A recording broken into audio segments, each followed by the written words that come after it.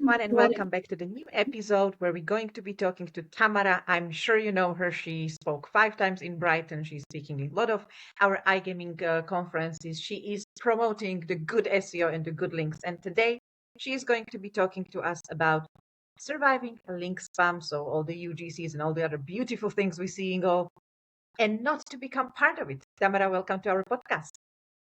Thank you, Ivana, so much, and I'm happy to be here. I always like our conversations because you know to ask the right questions, and you have also so much knowledge. So it's very nice to contribute to your channel. Thank you. So, shortly, what are we seeing? Basically, a World War Z there out there because everybody is attacking everyone in some way. Either we are seeing DDoS attacks, DMCAs, or link spam. This one I think is the oldest, and it still works. And Google still didn't figure it out, even though they say, "Look, we know it's a spam. Don't worry about it." But we are worried about it, right? Yes, we definitely are. We have, a double-sided sword here because, as you said, Google is aware of the link spam, and it's one of their top, I would say, top ways to kind of penalize websites and punish them for bad behavior. But also, I would say that they're not so good at figuring out the context of the link spam. So we have brands that are being attacked without even knowing, or maybe they're not aware at the time, because some attacks can happen within a few days or a few hours. And unfortunately, Google will punish those brands because it sees a lot of influx of those spam websites. Even though the website itself did not buy those links or purchase any kind of service that's kind of looking like it's boosting the brand. But on the other side, we have brands that are being attacked continuously for months without Google being able to kind of ignore those links. So it's kind of a double side. And the only problem here is that we don't know how to protect ourselves officially from this kind of spam. Because Google always says you should not build links, you should not engage in those kind of activities. But on the other side, everybody is doing links and everybody is trying out new tactics. It looks like you're just lucky or unlucky to be caught up or being in the radar area of Google.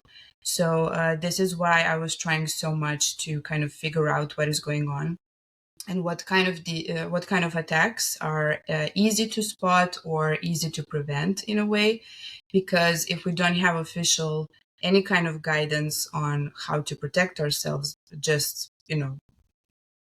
you just have this like sentence, don't buy links or don't participate into buying links. But how do we protect ourselves from the attacks?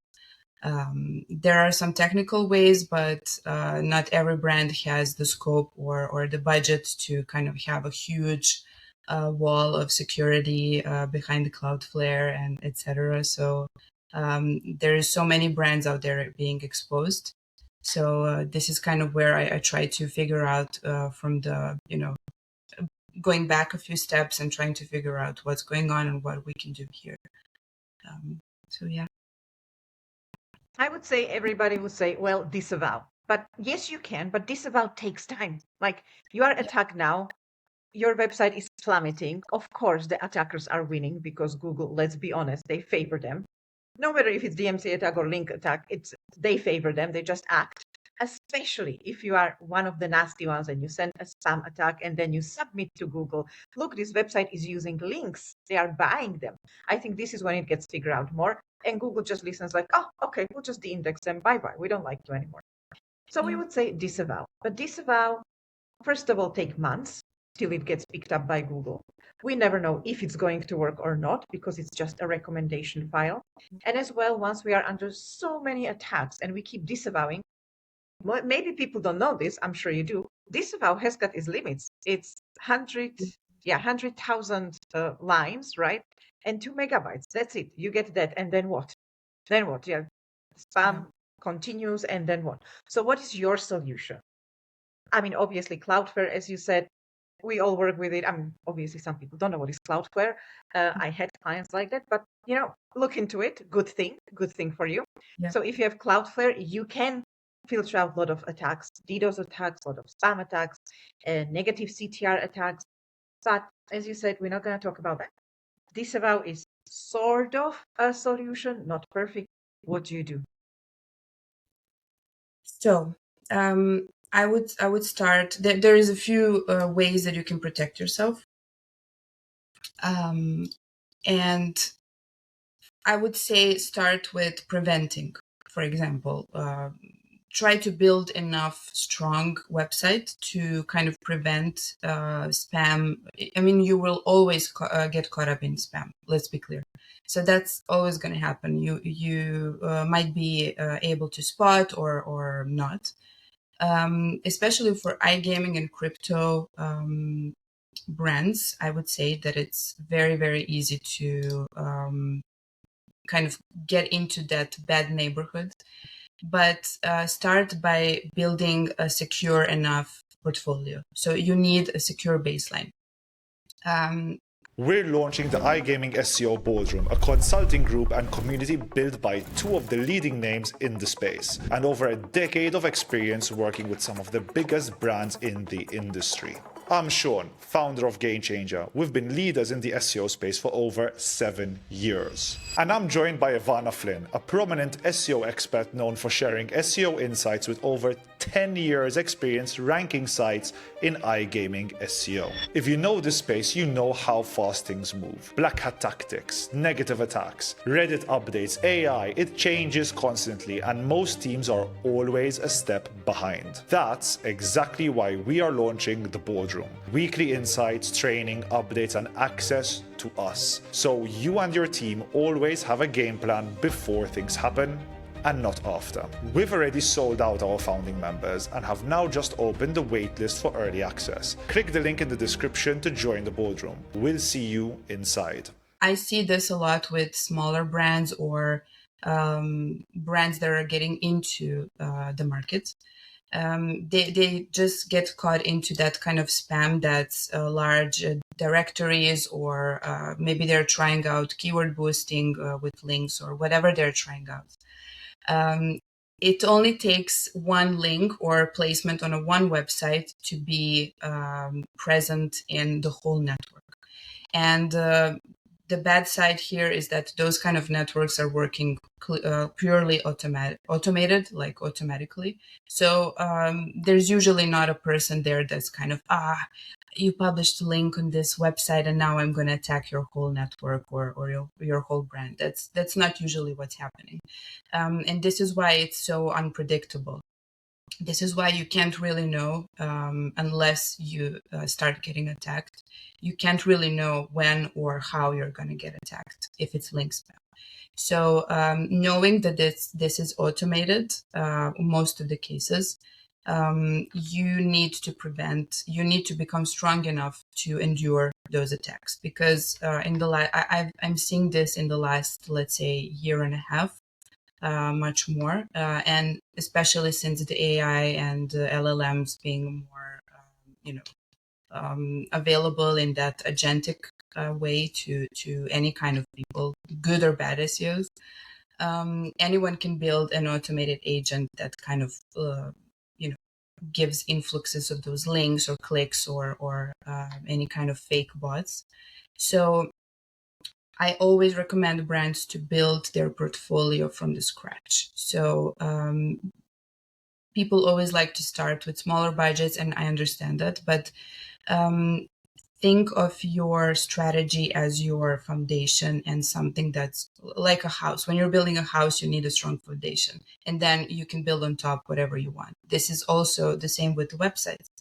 A few good links in the beginning. Doesn't matter if they're expensive or not. You can build one or two very strong links in your first month that are going to beat 50 small and weak links that you might purchase in a package or a bulk for a smaller price.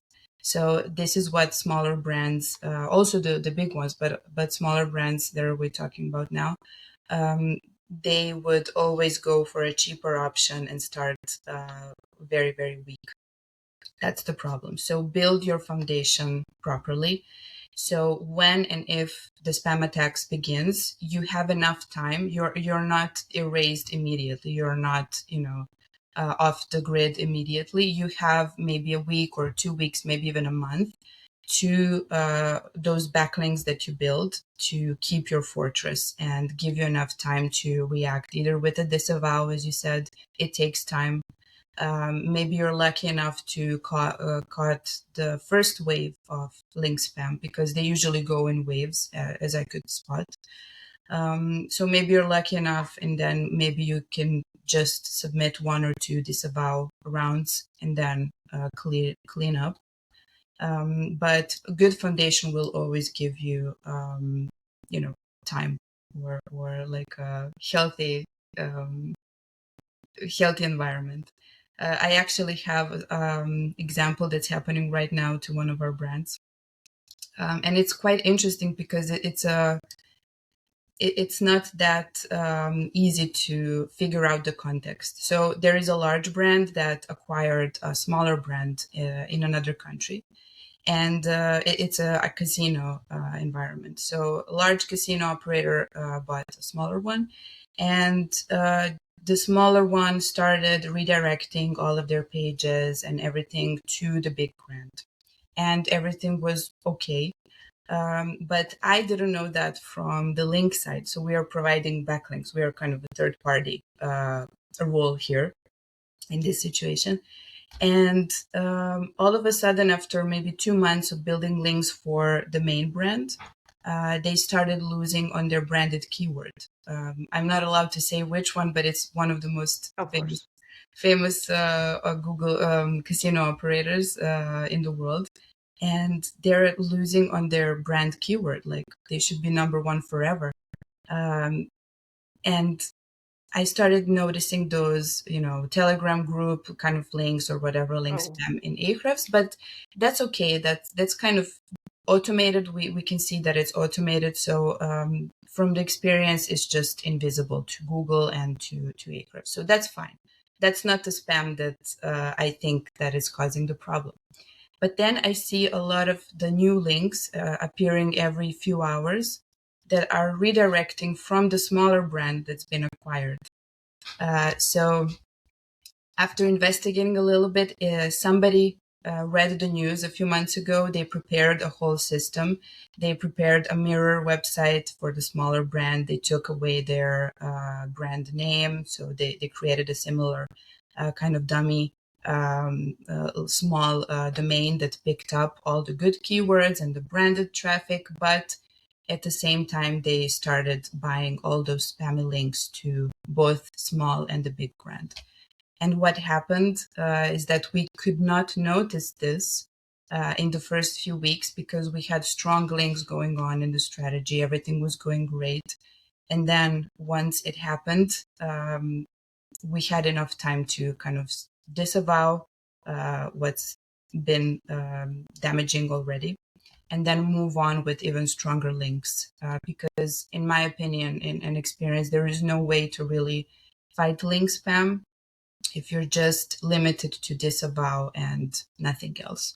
So you need to kind of start building even better or even stronger to kind of balance out and jump over the amount of link spam.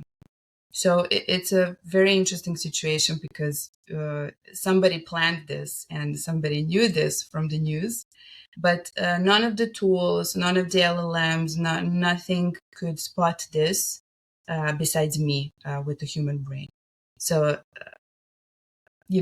that's the situation where you need to rely on, detective work and investigation, because none of the tools will actually show you exactly what it means. I mean, the tools can show you there are links, but you still need to make the judgment call. Like, you still need to understand what's going on. And very well done that you detected it. I want to talk about what is a good link, because you keep saying you need to build strong link, good link. And I work with lots of clients because I'm a consultant, and then so many times send me like, look, somebody on LinkedIn sent me this and it's so cheap, I want to buy it. And they have no clue how to evaluate a link. And most of the links, like, let's say we are doing, for example, Italy. We're not, but let's say we're doing Italy as a territory. And all the links have got none or very little traffic in Saudi Arabia. What's the relevance? And I'm explaining like the DR is manipulated, expired domain, completely like, yeah, DR is 60. Traffic is 0 or is like 2, which of course it's basically 0. And they're like, but it's cheap and we get 50 links for 2,000 euro. I'm like, please don't. And they have no clue that that link is bad. By now, they understand to run everything by me because obviously they kept buying these kind of things and seeing 0 results. Yeah. It just, so please tell us what is a good link. I have my opinion. I always ask these people when we are talking links because I think on links and how the link placement should be, everyone has got their own recipe. So what is a good link for you for casino niche? I really love what you said about the DR manipulation and then the traffic being basically gone. So that's the main point for me. The vanity metrics and all those like shiny things, DR, DA. DA, I have to be honest, is a bit better because it's not only the mathematical like number of backlinks and their strength, but also DA, I think, takes more into consideration traffic health and content on the page, which is better. But also, it's not the whole point. So the website has to have the local traffic that you need. If you're doing international strategy, it's okay to have links from other countries. I would recommend that to be, of course, on the branded keyword or some maybe English speaking anchor or some very, very general exact match. That's okay. And I think Google is not so, good at noticing that these links are being built because they're on an international website. It's a lot of stuff is going on. So I think those links are good to have to kind of boost your relevancy and credibility, but not being caught up in the link scheme or whatever they're kind of trying to scare us with. Another thing for links is to take a look at the traffic trend. So if you're building either a base foundation, as I mentioned, or if you're just building on your existing brand, it's good to build links that are older on domains that are older than 1 or even 2 years, because then you can know that the website is stable enough. It doesn't need to have 100,000 in traffic. It can have maybe a few thousand. But if the traffic trend is stable and doesn't have a lot of those hockey stick or spikes in a negative way, that kind of link can be better than, as you said, 50 0 traffic links that just have shiny DR. Another thing for buying those kind of BBN or 0 traffic links with high DR is that those kind of links could get you into an environment that triggers link spam. So this is what I noticed with a lot of clients. So as soon as you publish something on those kind of websites, you immediately get into the directory of those Telegram, Black Hat SEO, whatever. They have codes in their anchors or a bunch of spammy stuff. So it looks to me like they are connected between each other in an automated way. So you should stay away from those kind of links and build. You don't need super strong links every time. Relevant small links can also get you a long way. So that would be my recommendation for the quality, but also taking care of the content of the guest post is important. You also want your guest post or PR article or whatever kind of backlink content you're doing. You want that content to also have some quality and to maybe potentially even rank on its own. That would be amazing for the backlink value as well. Because I think people were, for years, they're building like just backlinks with any kind of content, just good title, stuff, keywords, and that's it. But now we want that article to actually rank. Maybe the LLMs will see it in the end. It's not only for Google anymore, but maybe the LLMs will see it, and you will get that strength that we need to fight the link spam. This is good because I think you said and answered my next question, because as you said, we are not doing it just for Google. Of course, we want Yeah. to rank in Google. We are doing it as Yeah. well for LLMs, and we don't know what else is coming. There are so many changes. So we need to adapt with how we're doing links. I mean, one thing that stays constant is quality, Mhm. but I keep seeing people doing links the same way they did 10 years ago. As long as it's cheaper than 200 euros, we buy all the links. And they don't care if it's relevant. They don't care for anything. They just buy because their budget is this much and they need to buy this many links. And therefore, that's the strategy. And I see it across huge brands. Like, I'm not going to name, but Yeah. huge brands that you would think Yeah. they know better. And then they're like, oh, what's happening to us? Why are we losing traffic? And you look at them like, really? This is your strategy? You didn't adapt over the 10 years? Yes, 10 years ago, 15 years ago, we all did shitty links because it was enough. But by now it isn't. So adapt. Adapt. I mean, that's the Well, word we should all have on our minds. definitely, yes. And I can see the same type of mindset with some of our clients as well. The huge budgets are being spent. The primary metric is price per link, which is insane Yes. to me. No offense to anyone, but that should not evaluate something that's so important for your website. So that's like going into a store, like buying your shoes, and you have a budget of like 200 euros, but doesn't matter if it's a heel or a running shoe, or if it's 2 sizes smaller than you need, whatever. You Yeah. just have your budget, and that's the same mindset for me. And I don't understand.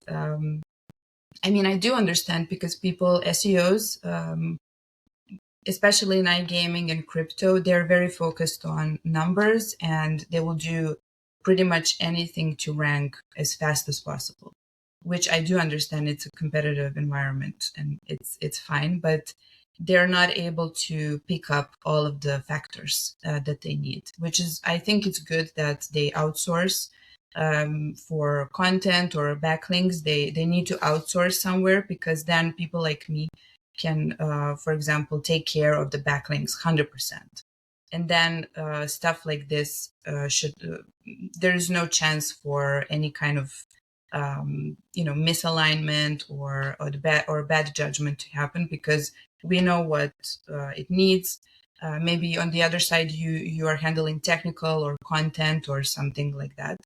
I don't think one person can handle everything, and that's the main issue in the industry. That this is why we have people that are just buying links without thinking, and just to have them, just to have any kind of link that's good enough for them, and then they end up in the situation that you said. Panic, losing traffic, link spam, but then they come to you and say, "Oh, but we bought a keyword boosting package to try it out a month ago," and like, why are you doing this? There are proven ways that you can rank in a long term. There is no need to risk your brand that's so expensive to build. There's no need to risk that, and create 100 different problems. Very true. And sort of my closing question, because you go to Brighton and you represent link building agency Bazoom. Everybody knows Bazoom, one of the biggest names. I wouldn't say in our industry only, in link building space. And you see that everybody in Brighton is like, oh, it's just Whitehead and we don't buy links. However, out of the 20 stands, 19 are link sellers. And there is absolutely, you sponsor as well. Fine, it's a business. We all need links. I don't know why we should be hush-hush about it. And then there is John Miller walking around it. He knows we all buying, we all selling. So do you think Google really, really cares if we buy and sell links? I think they don't. No. I personally don't think, because unless somebody reports you, and yeah, there are nasty people who would send you the link spam and report you. There are nasty people who would send you DDoS attacks, and there are nasty people who would send you DMCAs. We cannot do anything about it. But I don't think Google actually cares at all. Because they know, they already know. You're 100% right. And honestly, have you ever seen a penalty like in Google Search Console about link buying? I never saw anywhere on. I have, but I know it was reported that that there was a site got like 3,000 shittiest links you can imagine, and then there was like, we gotta report you buying links. So yes, I saw that. Reported. Yes, so on there is purpose. this attack that you buy it and then you report it, and then Google obviously acts. You clean it up in a week is all back because like Google Search Console tells you what happens. You know what I mean? Yeah, yeah. It's not like it's No. not algorithmic. So it's I think all of these spammers and all of these attackers are just rather than doing a good SEO or learning how to do good SEO, they prefer to attack you in a things that most of the times we are able to clean up or prevent. And yet sometimes it goes south. But as you said, your best prevention is quality. So I think Google has the same stand. As long as the link is quality, it's placed naturally. People click on it. Yeah, I don't think they care you paid for it. Yeah, I don't think people should be like, oh my God, we cannot buy links because Google said so. yeah, that's very, very old school mindset. But Yeah, I think we are myth busters right now. This myth has been busted. You can buy links as long as they are quality and as long as they provide value. If you are going to do something stupid, like 3,000 links for 200 euros, probably Google will mind. Probably your users will mind, and your website will rather kill itself than have these links pointing to it. So put yourself in the hands of professionals when it comes to link building. Thank you. Yes. But Exactly. also a reminder that John Miller, I saw him live say that in December, he said, we know everybody is buying links. Oh, sorry, everybody is building links. I'm quoting him. So they know, like the head of Google knows, everybody knows. And honestly, it's better for us to build links so we prevent all kind of slop and bad kind of content on the web. It's better for us to build links and control that area than to just let it be and hope for the best. Fantastic. And I think that is a beautiful closing thought. Any last sentence you would want people to remember? Because I want them to remember we are mythbusters. We clean this myth. Okay, buy links carefully. Trust professionals. Don't do this at home. What would be your closing sentence here? That a lot. So a lot of sentences. Yeah, I would say test out before you try something new. Just give a little test, and you can try out anything. We see that a lot of stuff is working well for iGaming brands, especially. But just do a little test before you do a huge step, because that's going to save your budget in the long term. If it's a mistake, you will learn right away on a small amount. You're not going to destroy your whole website. So test before you take a big step. That would be my recommendation. Fantastic. Thank you very much for joining me. And I'm sure this episode will be super popular because, we shared a lot. So thank you for sharing. And hopefully you'll come back to us soon. Me too. And thank you for the invite and for the topic. I always enjoy talking to you, and hope to see you soon here.